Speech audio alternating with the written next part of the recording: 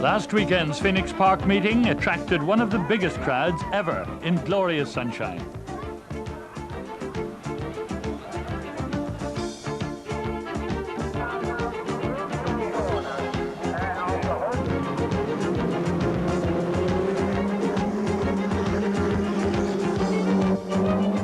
It's the Irish Motor Racing Club who run the event, and their president, Brian Chute, explains to Alan Tyndall what the park is all about. Annual festival for the enthusiast, for the Dublin motor enthusiast. It builds up over the year where they've been driving through this park from January to September or August, depending on the date we run it, and suddenly one Wednesday they find a bridge, barriers, crash barriers, crowd barriers, and they suddenly realise, the Dublin realise it's on again.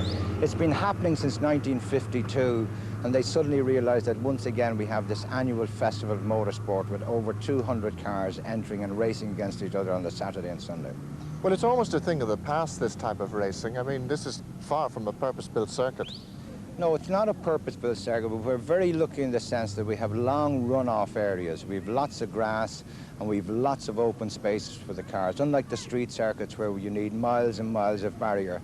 The minimum of barrier here will do. The drivers themselves feel that it is safe. They wouldn't drive on unless they thought it was safe.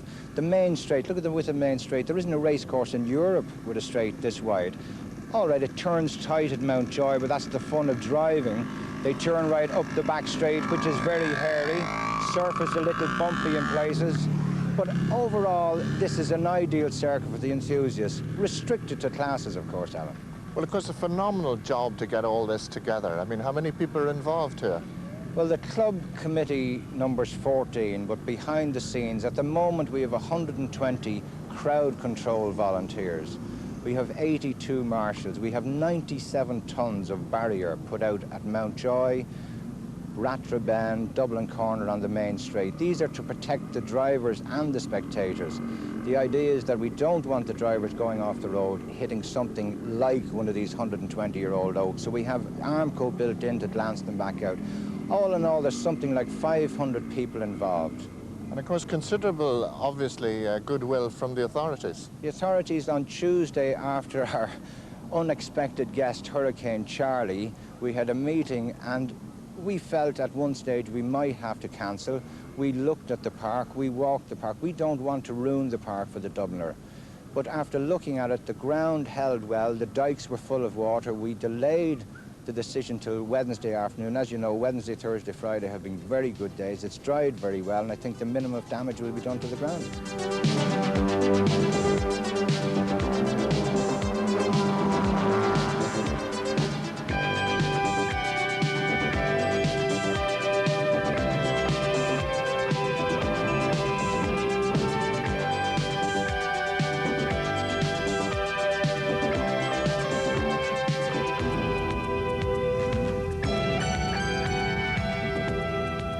So, what do the drivers think about the special challenge of the Phoenix Park? It's a fair challenge, I would say. Fair challenge, yeah. But quite frankly, I'm not over keen on the park.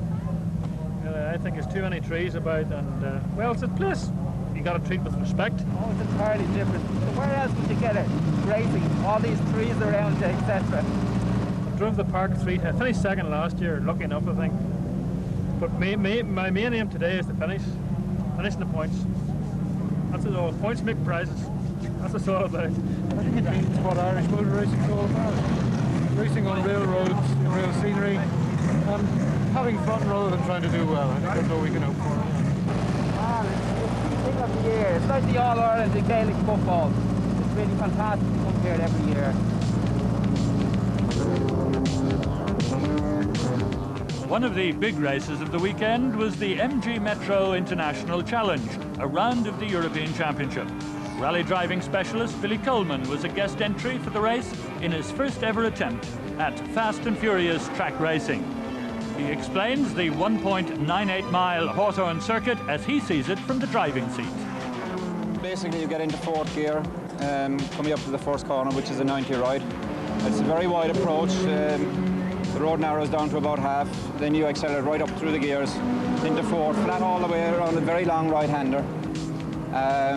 then you're braking for a third gear right-hander, which is about 80 miles an hour, which is back in the top. And you've got a slight left-hander, which you start braking just as you go into it for another 90 ride, which brings you back onto the start-finish. I think that's more or less what it is.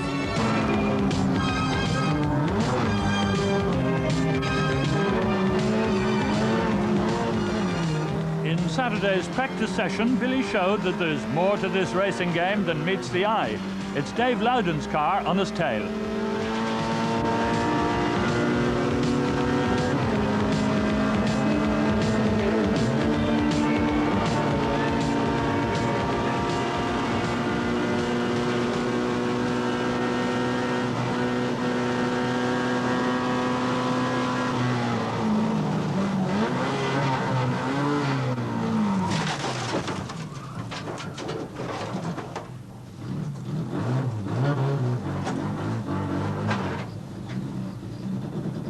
The pitfalls of racing very clear in that incident.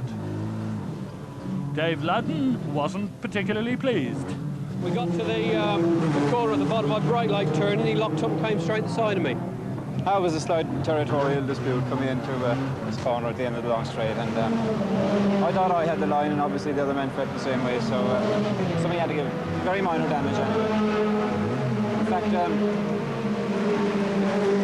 I could have got going more quickly, but I suspected I had steering damage, which in fact transpired I didn't have, and all that was wrong was the mudguard was rubbing the wheel, so she's fine again. Main problem is the rear wings and the sill badly damaged. It should be okay, I would think. It's just the bodywork damage is quite severe. By race day, all would be well. The damage repaired and Billy's pride on the mend. The Mercedes of Roger Eccles was another welcome visitor last week. What brought him to Dublin? Well, I came to be here but purely because I think originally somebody approached me about coming to Ireland at Snetterton at the Will Hire 24-hour race, so that it came from that. I was invited to come across the Mondello Park, I think it was at that stage, and I said yes, I would come. It didn't happen, and then I think because this was on, it was decided that we'd be asked to come across here, so we took the decision and came.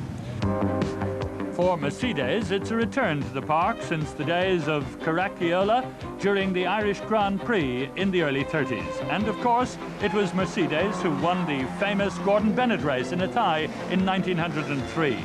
In Saturday's Production Saloon race, there was no competition for the 1986 version of the Grand Mark.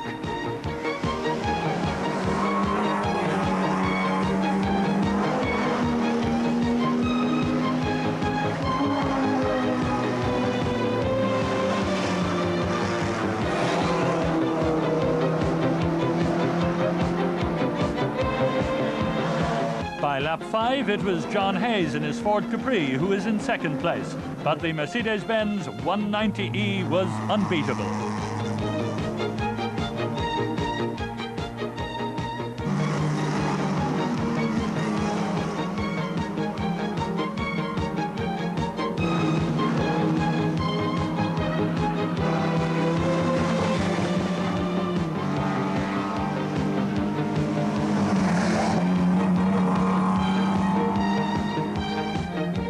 Lap 10 and the dice for second.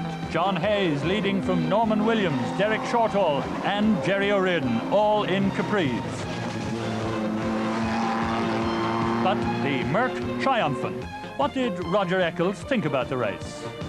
On the start line it was a bit iffy, if you like, and I didn't make a very good start, but then I went straight down and outbraked everybody into the first corner. One Capri just went straight past me, if you like, somewhere on the outside. Then there was total confusion, and I saw a lot of blocking up in the mirror, and that was really, then it sort of 2 laps out, it seemed that the gap was widening, and it just kept widening, and that was the end of it, really. It was basically, the car is so good that you couldn't really not do what happened today, I'm afraid. It's actually a 2.3 16-valve Mercedes. It's a Cosworth head. Cosworth Engineering, who build the Formula 1 engines, produce the cylinder head itself, and Mercedes then provide the rest of the motor car that goes with it. it's just an incredible saloon car. We've done a lot of work on what we're allowed to do to get where we are today. It's taken us at least 18 months to get the suspension settings we've got today, and it now works. As you can see from the attempt, the angle of the car when it approaches corners and such things. Yeah. It's exceptionally good. Hundreds of people work behind the scenes on an event like this. The planning involved is enormous.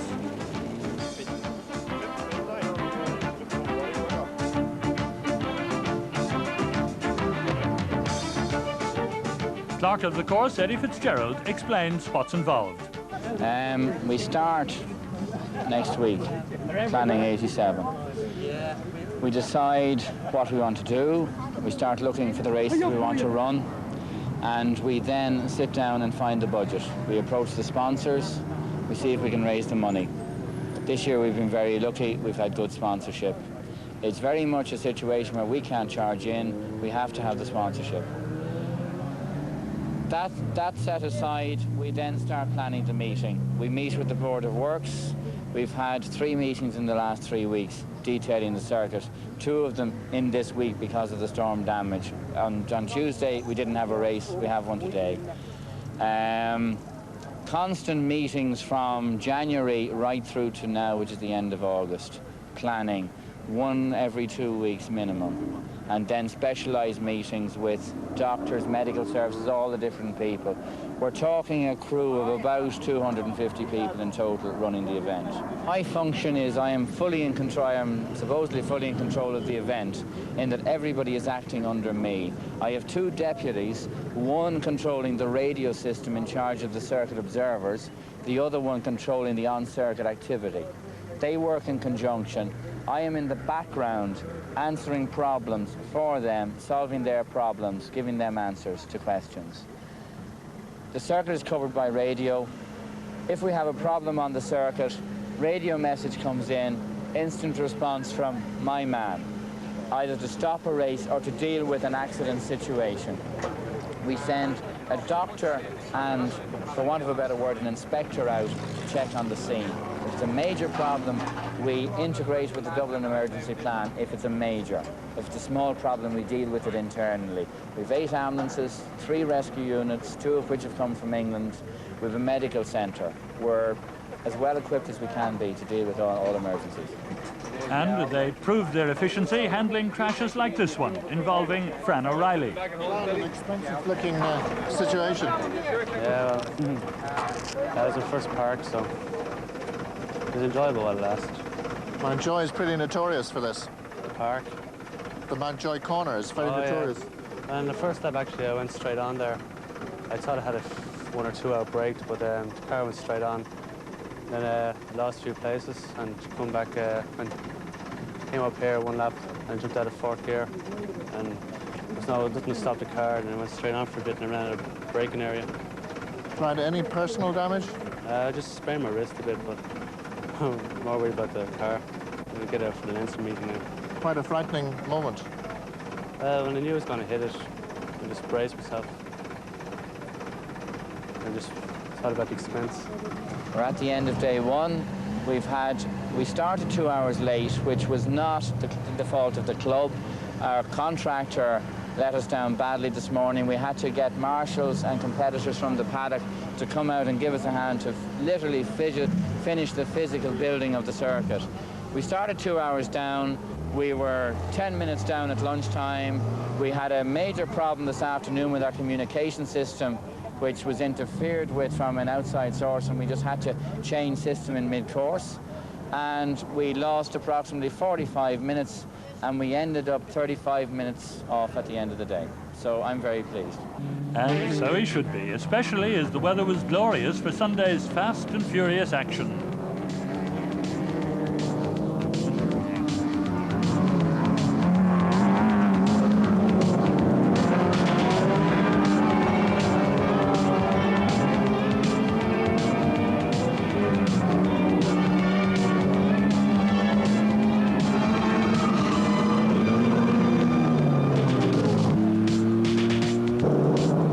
It was over-exuberance like this on Mountjoy Corner that led to the abandonment of the Production Saloon race on Sunday, and a headache for the organisers as the schedule ran late.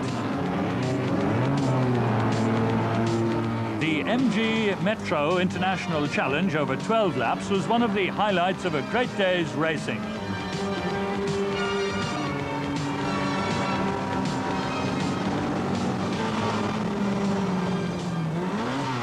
Billy Coleman, racing on the track for the first time in a field drawn from 6 countries, has really taken to this new sport for him.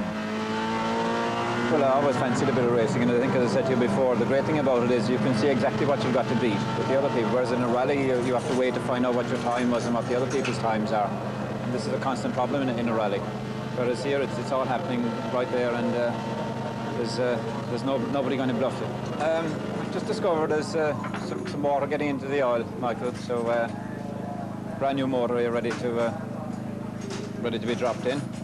So hopefully that might give me another second or two. And the only trouble is now they've reduced the race length to about 12 laps, which I'm starting in the middle of the grid somewhere, and it's going to be very difficult to, but I'll try and move up a few places anyway. Have a bit of fun. Dave Loudon says aye to that. Michael Cullen from Templeogue is alongside Billy Coleman on the grid.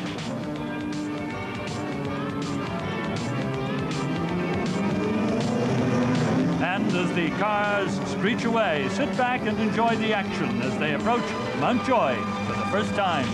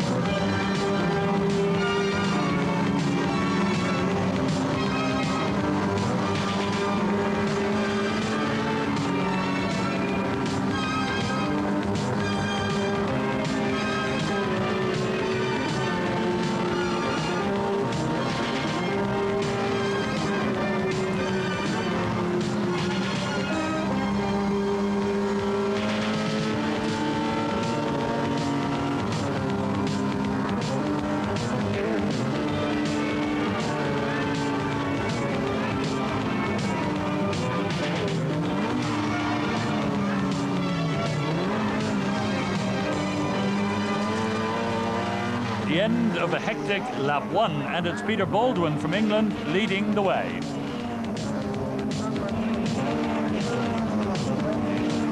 Ratra on lap 3. Not everyone took the right course. Watch the white car in front.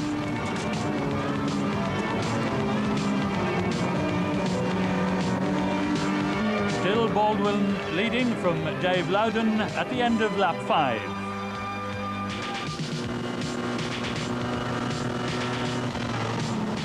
Approaching Mountjoy on lap 6, and Billy Coleman loses a place.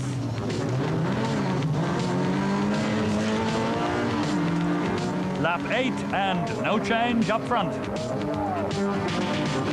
Coleman dices with Bernard Guillou, approaching Mountjoy on lap 11. But the Frenchman fights back.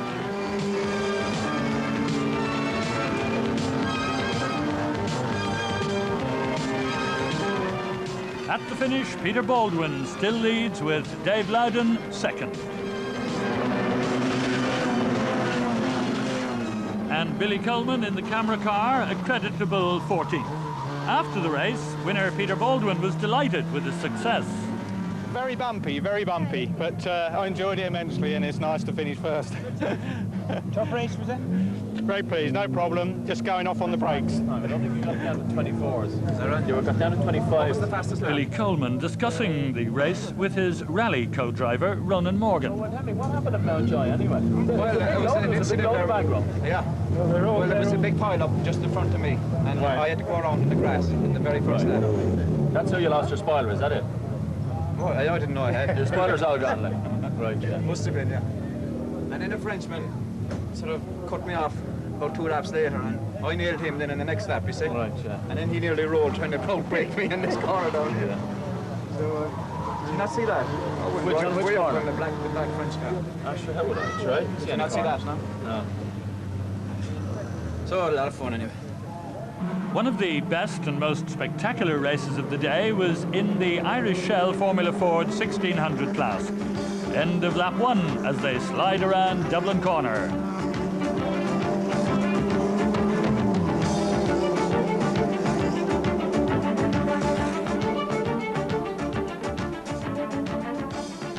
By the end of lap 3, Vivian Daly is in the lead and on his way to a notable double in this event. Here comes the presentation, the magnificent... Winner last year, and now winner in 1986. A tremendous achievement.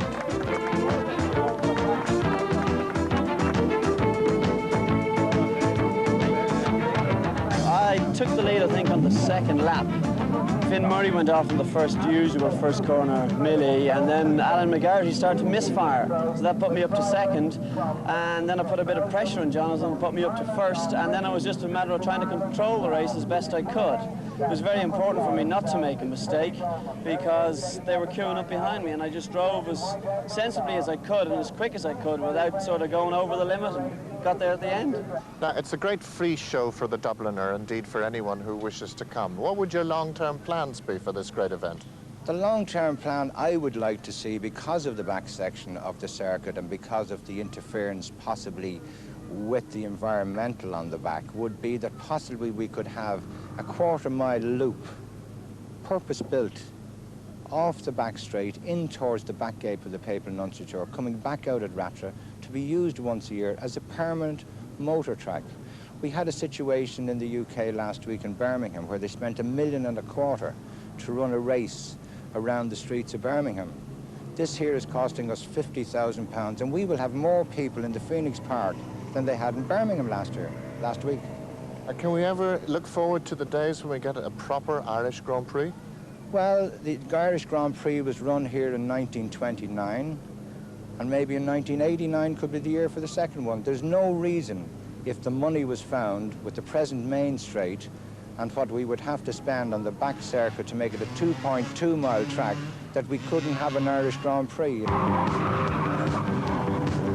It would cost just £500,000 to bring Grand Prix motor racing to the Phoenix Park, but even if that doesn't happen, this marvellous festival of motor racing will continue for many years to come.